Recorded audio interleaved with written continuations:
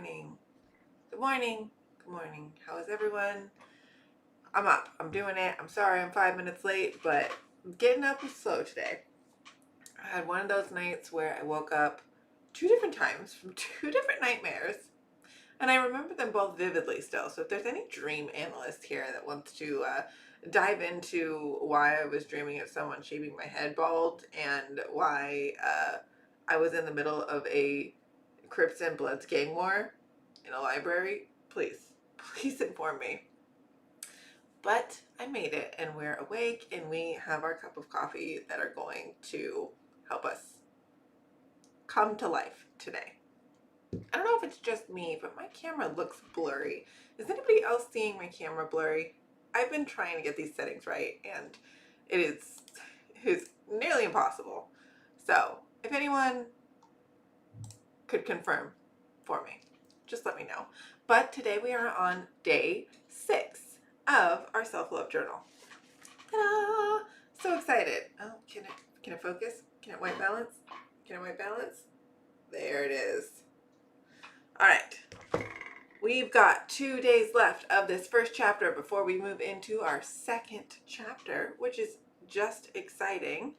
It is blurry. Okay. Well, it's just it's morning blur. It's just our eyes not focused yet, right? That's what we can blame it on. If I back up, is it better? No, it's just my camera.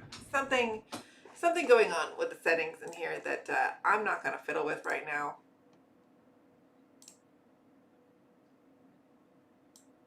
Just kidding. I'm totally gonna fiddle with it. Dun, dun, dun, dun, dun. Is that any better?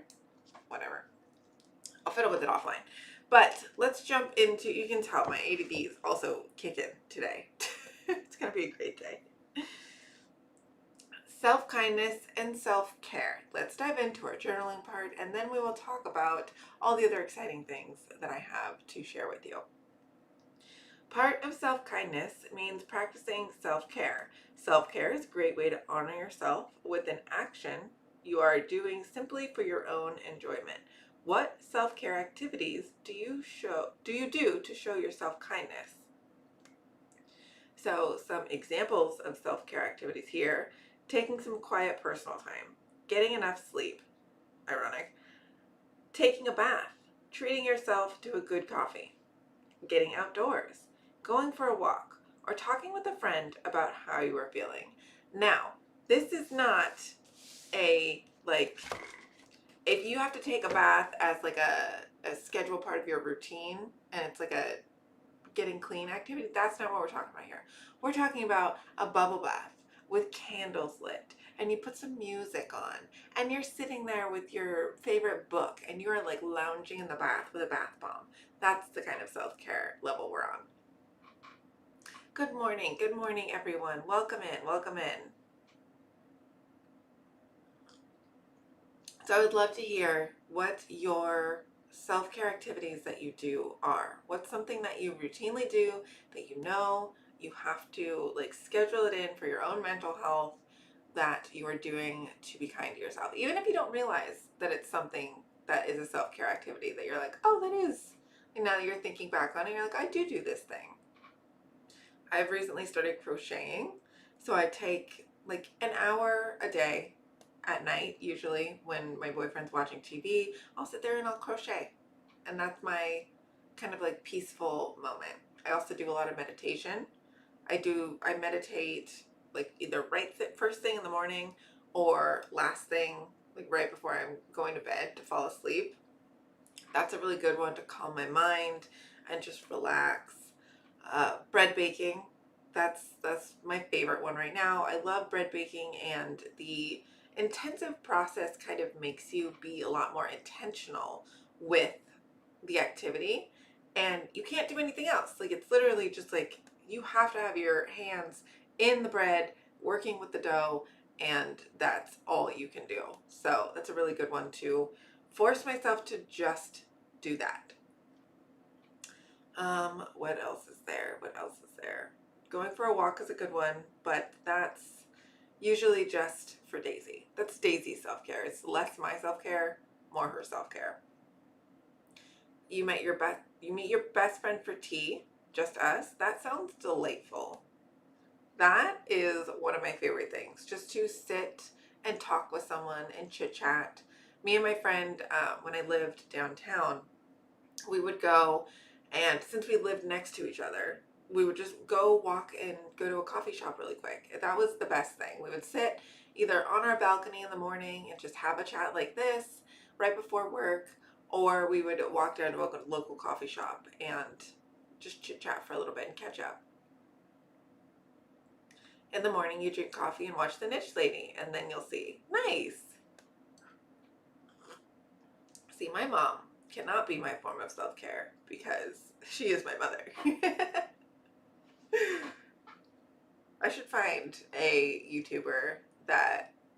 Oh, Jenna Marbles was my like go-to self-care kind of. I watch that to have a good time. I know what mood I'm going to be in when I watch her. The predictability of like their videos. But they don't create them anymore. So I got to be my own Jenna Marbles. My mom is actually going to be out here next week for a day. Rachel, no, not next week. What week are we on? What is today? 2 weeks. We'll probably do a shopping day together. And then Rachel's going to be out here too. You can't live a day without Danny. She does live a very chaotic lifestyle like me. There's always something funny she's doing. I talk to her almost every day. I would say it's like 3 times a week we chat. So I can't watch her videos because I already get the updates in real time on the phone. So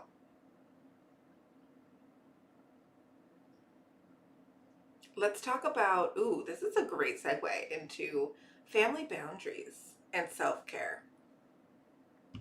Obviously, you all know and love my mom, but she is my mother. And if you have a mother, then you know how the dynamic can be when you're an adult. And setting boundaries with an adult that was such an integral part of your life, a lot of the times our parents feel like they have ownership of us. And especially when you're teenager transitioning to young 20s or, early young 20s, we're way past that now. But when I was learning how to set those boundaries with my mom, it was that difficult struggle of, but you're my baby. And then me trying to grasp my independence of, no, I'm a real human. First thing in the morning, coffee, relaxing, watching Goodvilles. Shop the shelves, is that what she does for the whatnot? Her like whatnot prep? Also, I've officially stopped reselling. My person that I'm working with is coming today actually to pick up all the stuff in my garage. We are pivoting. We are pivoting hard right, which it's really interesting that as soon as I made that decision, I had 2 different videos, one on TikTok, one on YouTube, get millions of views. I had one on Facebook blowing up recently, and then I have one on TikTok right now that has 9.5 million views, and I'm stunned that this early on I have, like, that's the thing I've been working towards, right? Like, that's the thing that we're like, oh, if only just one of my videos goes viral, and then it happens, and you're like, now what? Now what do I do? But so that got 9.5 million views. And then I have one on YouTube right now that has like 3 million views. And the comment section is just flooding. Absolutely flooding. I have to like go through all my videos to reply to the comments of all of my normal like regulars just to make sure I don't miss anybody. So if I've missed a comment in the last week, that's why. I'm not ignoring you. I'm sorry. You're 69 and you live with your 2 sons. It can be hard when they treat you like a kid. So I'm reading a book right now that actually, I think it's called The Games We Play. and it was written in the 70s or 80s. So it's a little out of date, but it's still relevant. It's just that they built on the information. I got a haircut, and this one got missed. But it's talking about how there are different levels of how we communicate with other people. And I'll try to show you with my hands. So it's 2 columns, 3 tiers. So it's like parent to parent, adult to adult, and then child to child. And then you can have cross sections in there. So when it's like parent to child, or that's the most common one, or adult to child, that's when you start to have those tensions and conversations with points of contention. And they describe each level, so parent, adult, and ego, as, sorry, parent, adult, and child, as different egos that are fighting with each other anytime that we are having conversations. So all of us have all 3 within us, and all 3 can be triggered at different segments of what the conversation is that we're talking about. So, for example, if I'm having an adult conversation with my mom and she says something that makes me kind of regress into that childhood defensive ego, that's where we can get into a fight. And alternatively, where it sounds like when your sons are trying to like puff up their chest and like be that adult because you're the example that they know, they're trying to talk to you like you would talk to them, or, be that, switch in the relationship because that's how they think that they get their independence, versus adult to adult, which is a very hard skill to learn a lot of the times because it means swallowing your ego. And we all know teenage boys and young adults are not going to do that. They don't know how to do that yet. Do I make money with it? I do.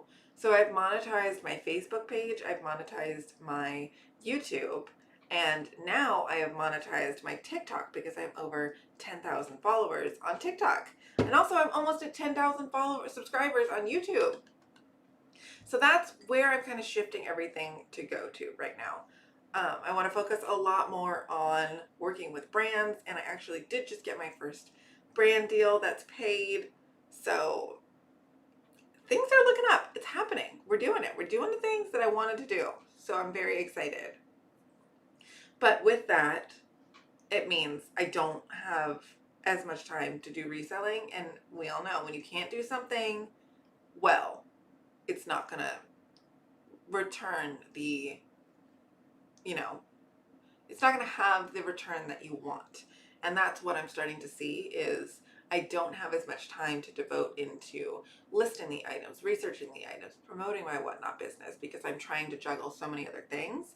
So that makes sense to be the one thing that kind of falls off, and I have more time to do the other activities because in the grand scheme of things, that everything I'm doing, that's the one piece that isn't tied to 5 other moving parts.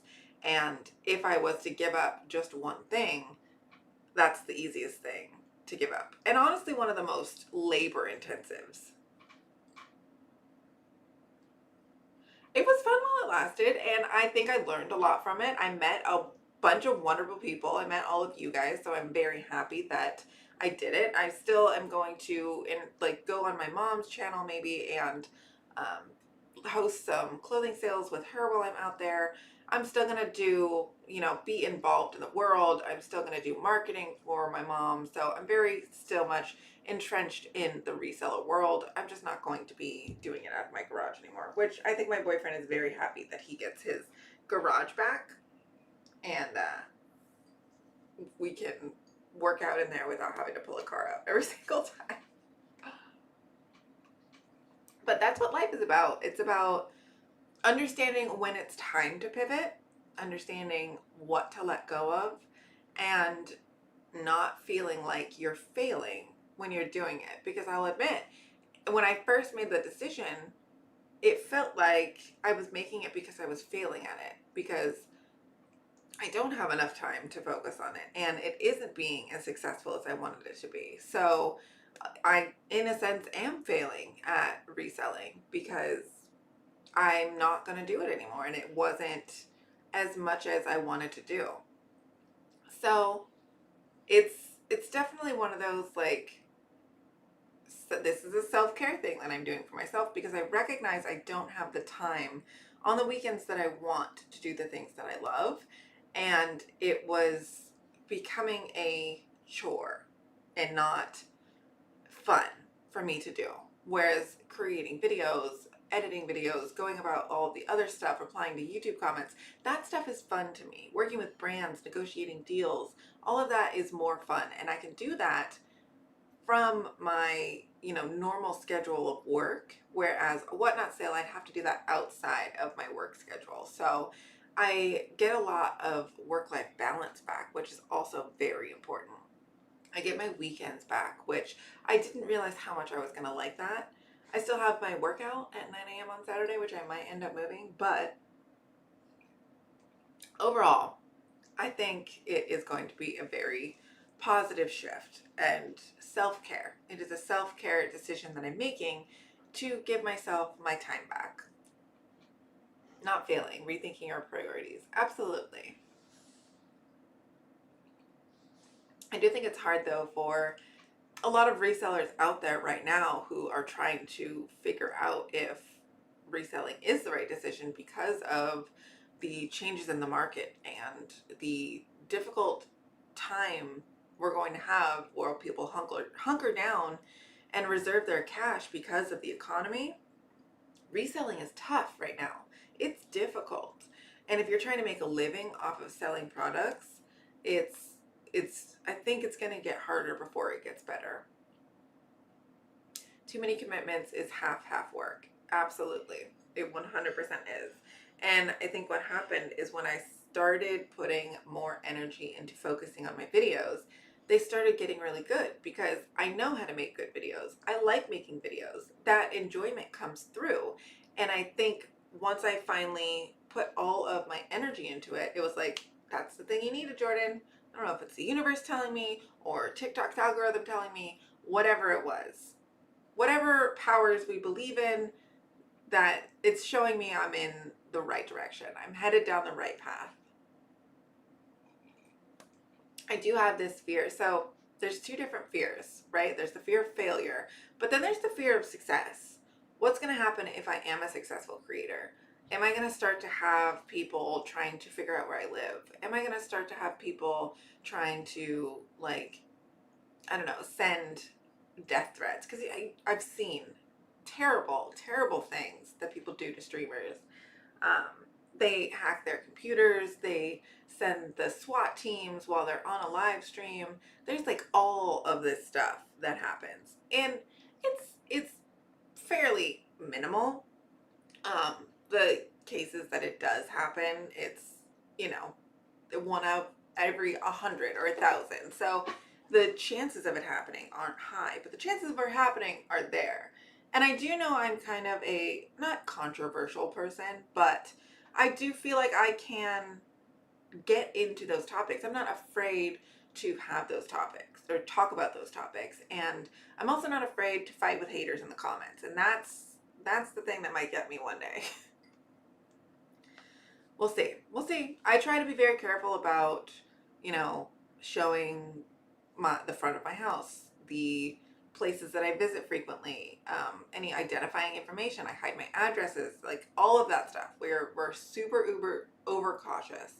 But at the end of the day, I feel like if somebody wanted to find your information, they're gonna find it regardless.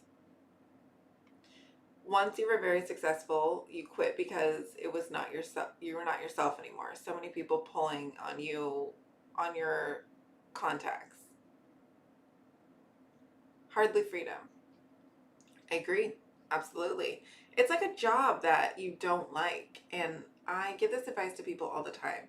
I say, there's a million ways to make money.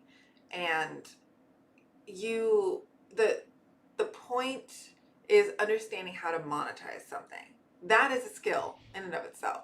You can have a job that pays really well, but if you hate it, it's just going to suck the life out of you. And the money isn't worth the job, you know, draining you. I had this conversation with, oh, contracts. Okay, that makes more sense. Um, I had this conversation with Grant a lot because he really doesn't like his job. He's in sales. And if anybody is in sales, you understand immediately. You're like, oh, okay, yep, that's a soul sucking job. But the money is really good. And you can't compare that to anything else because of how, you know, you're making a piece of commission off of the contract that you sell. And some of those contracts are hundreds of thousands of dollars. And that once you start making that kind of money, it's almost addicting, and you fall in love with the money that you're making and say that you can live with the job. And then once that money becomes normalized and it's not that dopamine for you anymore, it's not, oh my gosh, I'm making this money. Oh my God, you know, like it's not, you're just in the rut of the daily grueling tasks that you have to do. And the money is just, you know, it's not, you know, you're not landing those huge big contracts anymore. You're not getting the deal of a lifetime. And it's just kind of consistent. It just kind of sucks your soul away and you feel horrible the whole time. And it's hard to give that up because there are very few jobs where you would actually like what you're doing and you make that same amount of money. So we'll see. We'll see what his journey sets him off to. He also has the stress of he wants to be the provider and he wants to, you know, he has personal goals for himself and the potential that he can reach in his career because of his mentors that he's seen in the sales field. So he doesn't want to change gears because he wants to reach where he sees other people have gone. And that's kind of the carrot at the end of the stick for him being in sales, to keep himself motivated to doing something he doesn't like because he sees this potential for what he can have in the future, retire early, have these, you know, lavish homes. But is that worth sacrificing everything now and being unhappy now? Personally, I like your life videos the best. Making bread, organizing your kitchen, taking care of plants. You share common sense things we often forget, and I love these conversations. That's what I love to create, and I'm so happy you said that, and I'm so happy you enjoy them and people actually get something out of them because I think it is something that, you know, we have to constantly remind ourselves of the things that just become normal, right? The common sense isn't very common, and we have so many things going on a daily basis that we need that reminder to slow down or drink water or not be so hard on ourselves. We need that alternative perspective of community that, you know, it goes back to that phrase, it takes a village. It does. We need the community of people to have a common humanity and bring a baseline, you know, reset the baseline as to where we are. Help us fulfill some need that we have. Be happy, be fulfill the conversational aspect, whatever it is. We need that as humans. And I feel like we've grown very far away from that. It's a passion of mine to kind of dive into, like, my role as I see myself as a big sister role, like um, sharing information that, you know, I didn't learn during childhood because my mom didn't know it and her mom didn't know it. So who was going to teach them? Somebody's got to teach them. So that's why I learn more. That's why I absorb all of this information and then share everything that I've learned, because there's somebody out there like me who their mom, their dad, their aunt, their cousin, nobody in their family knew. And their life could be better by knowing it. And that's what I want to do. I want to reach those people that either had no idea or forgot about it or just need that little bit of reminder. You're struggling with depression, anxiety, any of the things, because we've all got some multitude of things that we're struggling with, you know, hardships that we experience on a monthly, weekly, daily basis. And just having that common ground to have a safe place to share it, have a safe place to talk about it, and have someone like me willing to start the conversation so that people don't feel like they're a burden talking about it. I think that's a big thing too, is a lot of people don't want to feel like they're complaining to people or feel like they are, sharing something that is too heavy for other people. That is the kind of stuff that you need to share with community and get off your chest. And that's why we have these little talks. I am super excited. We might skip day 7 in the book just because, well, no, it's write a letter to yourself. So we can do that. We'll do that next week. But we're going to be talking about common humanity in week 2. And I'm going to be planning a lot more cooking with me videos. I think I'm actually going to take the lives and cut out all the bits that are like the live aspect and turn them into tutorial videos so that people can watch them back and not just have a straight, tutorial on whatever recipe we're doing. We are going to do a sourdough bread making. It's going to be like a 4-hour live because we're going to go through the whole process of making bread together. So that's going to be on the 3rd, January 3rd, because I want to bring it to January 4th. Or sorry, July. What month are we in? What else is there? What other updates do I have for you? I just renewed my subscription to Psychology Today, so we can dive into that magazine and I can share some of the research that I'm reading. I always love sharing with you the podcast topics that I am listening to, the books that I'm reading, the psychology magazines that I've read, the YouTube videos that I've seen, all of that. That's what I love to share here. So I hope you guys love it too. You're so brave sharing your truth to help others. I've heard so many people say that, and to me, it doesn't feel brave. It just feels like the right thing to do. And I've had my friends always tell me, like, they're like, oh, Jordan, I look up to you. Like, I can never have the confidence you do. I was like, you can. No, you can, and I want you to. I want you to be here with me. I want to bring people up. I want to raise them up. I want to share all of the things that I've been able to do, not to boast, not to rub it in people's face, not to share that I'm better than them, but to help them get there too. To know that there is a possibility based on where I was before, what I learned, and then now where I'm at. Can you see the giant sunburn on my face? I just recognized that. We went to the beach for the first time of the season, and I got so sunburned. Can you post a supplies list for the bread so we can work with you? Yes, I put it in the description of the video. It is basically, you need a kitchen scale. That's the most important part. A big bowl, active starter. And if you don't have active starter, you can make it now and it will be ready by Monday. So it's basically just fermenting flour in water, or you can order like a dried starter off of, I don't know where, I think Etsy has some. I don't know if that would get there in time. You might be able to get it from the store. I'm not entirely sure. But get some active starter, and then you're going to want to feed it the night before. I know this is getting incredibly complex, which is why we're going to do a work with we'll turn this into an actual video so that if there is anybody that would like to do it but hasn't quite done it yet, that's what I'll do. Maybe I'll start with how to make a starter. Maybe that will be the first part of the live. And then, how long does it take to make a starter? Now I gotta Google stuff. Now I gotta Google things. How long does it take to make sourdough starter? About 7 days. Okay.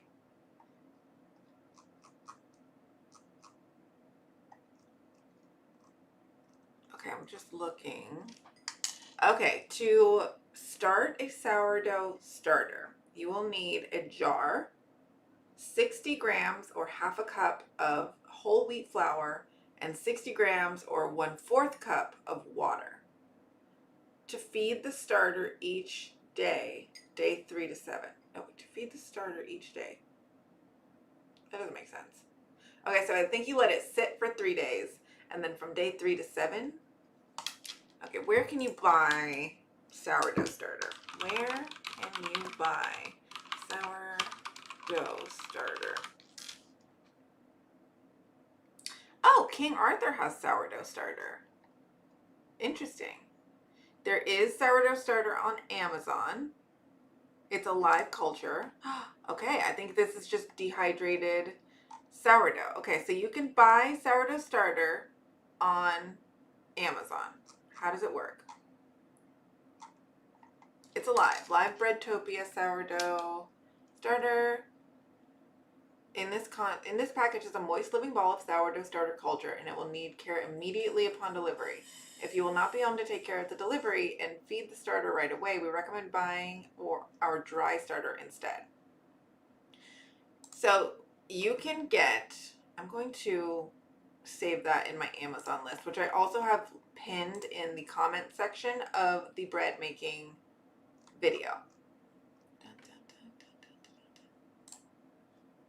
To feed your starter, I'm sure there's instructions on the package, but it is basically a 1-to-1 ratio of starter, bread, and water, filtered water, distilled water, not tap water. Don't use tap water, you'll kill your starter. So I usually put 100 grams of starter, 100 grams of flour, 100 grams of water, mix that up, leave it on the counter overnight. The next day it's ready to go. Hello, Val. Found your chat. Need to watch the replay. Yes, we had an invigorating talk today. So I am excited for everybody. Everybody's watching this on the replay. Thank you so much for watching my replays. Feel free to leave comments. I do go back and read and reply to everything. So I appreciate everybody watching. And we are at 32 minutes. I promised Grant I was going to go make buttermilk pancakes because I made butter last night. So I'm going to go do that. I'm excited to wrap up week one, day 7 with all of us next week.